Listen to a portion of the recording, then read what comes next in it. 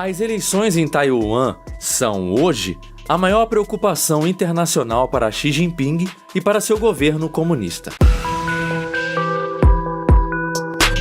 Este é o Visão Libertária, sua fonte de informações descentralizadas e distribuídas.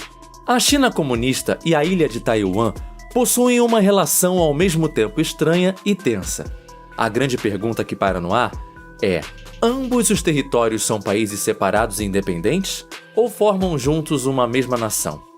A verdade é que, por mais que para nós, espectadores externos, a separação entre China e Taiwan seja muito clara, isso não é tão evidente assim para os próprios moradores desses países. A chamada China continental, ou seja, todo o território chinês situado de forma contínua no continente asiático e que é governado pelo Partido Comunista Chinês, acredita que a ilha de Taiwan é apenas uma província rebelde, protegida por interesses internacionais. E a recíproca é mais ou menos verdadeira.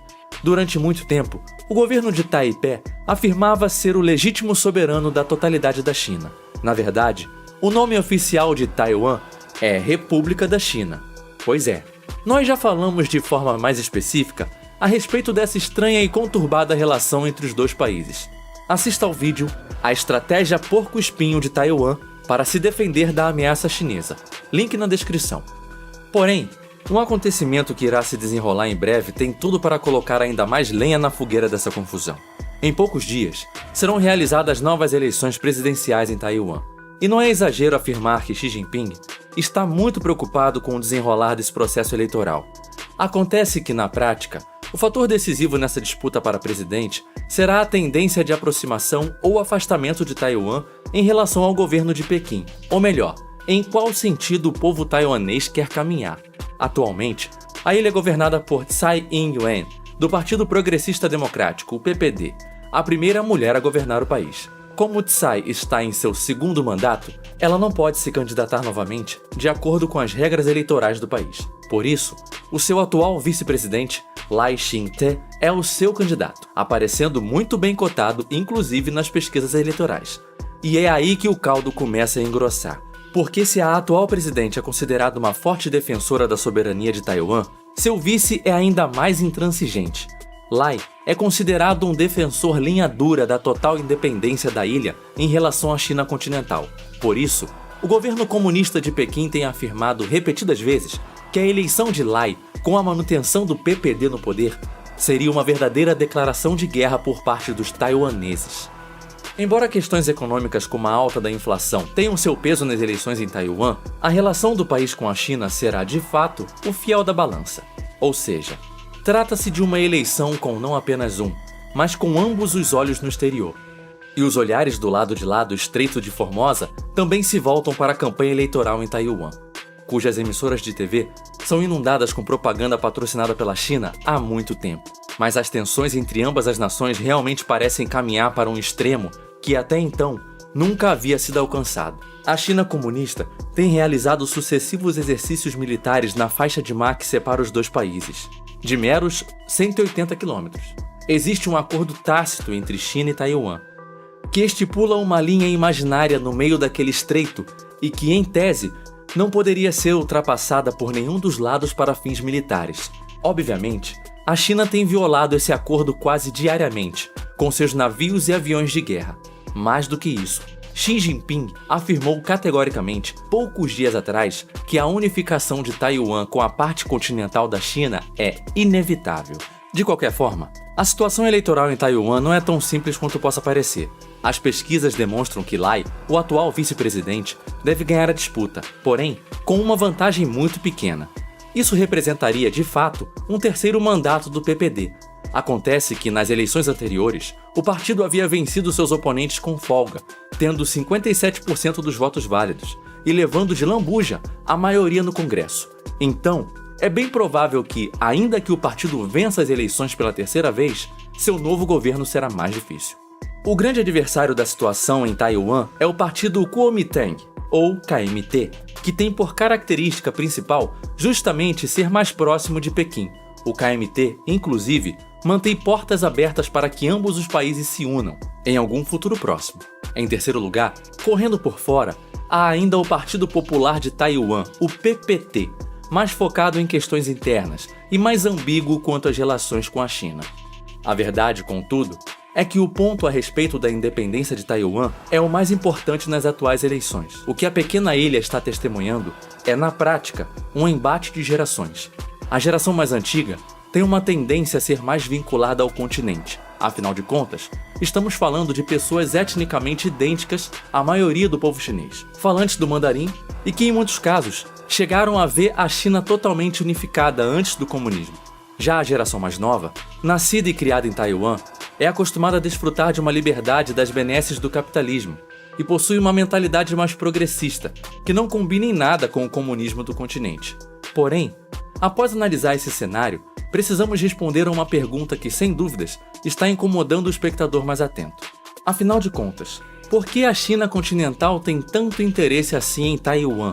O que o acréscimo de 36 mil km² e 23 milhões de pessoas representaria para um país que possui atualmente uma área de 9,5 milhões de km² e a maior população do mundo? O que a China ganha pressionando tanto aquele território considerado uma província rebelde pelo continente? Bem, trata-se de um puro interesse do Partido Comunista reinante em fortalecer seu próprio poder interno, bem como manter sua influência numa região que desde o fim da Segunda Guerra Mundial tem se aproximado do Ocidente. Em primeiro lugar, manter a atenção sobre Taiwan ajuda Xi Jinping e seus pares comunistas a manter seu próprio poder junto ao povo chinês. Afinal de contas, estamos falando de um país que, há alguns anos, vem enfrentando sérios problemas econômicos, principalmente no que se refere ao mercado imobiliário. Até hoje, foi a pujante economia do país que garantiu uma sobrevida ao Partido Comunista Chinês. E agora, essa bonança econômica está em risco. E em segundo lugar, a China busca fortalecer seu status de potência não apenas local, mas também mundial, praticamente se alinhando à Rússia nesse intento para formar um verdadeiro eixo do mal. Aliás, é por isso mesmo que a outra aliada da China, a Coreia do Norte, vive brincando de soltar foguetinhos nessa região. A verdade é que as guerras são, em grande parte dos casos, medidas diversionistas, criadas e tomadas por governantes que precisam, de alguma forma, manter seu poder. Não apenas um conflito em si é interessante para esses ditadores. A própria ameaça de guerra já traz seus resultados. Veja, por exemplo, o caso da Venezuela, com Nicolás Maduro mantendo no ar a possibilidade de invadir a região do Essequibo. Para Xi Jinping, portanto, é muito importante manter uma constante ameaça sobre Taiwan. Mas, e se no fim das contas as eleições deste ano representarem uma aproximação ainda maior de Taiwan em relação ao Ocidente? Bem, esse é o maior temor dos comunistas chineses, perder sua atual influência sobre a ilha. É que essa situação abre margem para comparações bastante incômodas, até porque estamos falando de dois países que possuem basicamente o mesmo povo. Logo, perguntas surgiram na parte continental da China. Por que o povo de lá não quer se juntar ao comunismo? Será que o paraíso comunista nem é tão bonito assim? De qualquer forma, e independentemente do resultado das eleições em Taiwan, a história nos mostra que todo ditador esperneia muito antes de cair. Veja o exemplo da citada Rússia. A invasão desastrosa e criminosa da Ucrânia não é nada além de uma medida desesperada por parte de Vladimir Putin, que temia pela manutenção de seu próprio poder. É bem provável que o comunismo de Xi Jinping, já desgastado por décadas de controle social e econômico, esteja passando por esse mesmo efeito. Se isso vai redundar em guerra ou não, só o tempo dirá. Veja que esse caso também reforça o que sempre falamos a respeito das fronteiras. Essas linhas imaginárias não passam de uma violação da verdadeira fronteira natural, os limites da propriedade privada.